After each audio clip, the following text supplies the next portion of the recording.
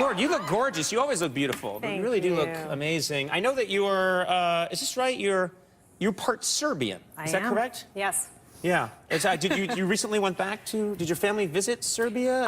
I took my husband to Montenegro, where my mother has a house. Wow. Yeah, he was amazed. He was amazed with the women. I mean, he's Italian, so he appreciates, you know, the women. Yes. So he was just really amazed at how he just thought the women were so pretty, and he said something funny, which was God took a lot of time to make the Serbian woman, like all week, 6 days, 23 hours, and then in the last hour he went, oh my gosh, I forgot to make the Serbian man.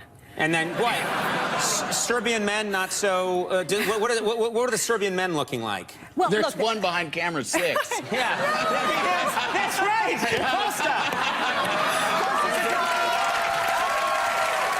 That is a good-looking man. Now that, yeah, and he's not filming he's a me fine-looking Serbian man, but he is. Well, you can tell me, Costa, if this is true, but I mean, no, Serbian men are wonderful. My husband, you know, they're just, let's say, not as memorable as the women, but is that the word? But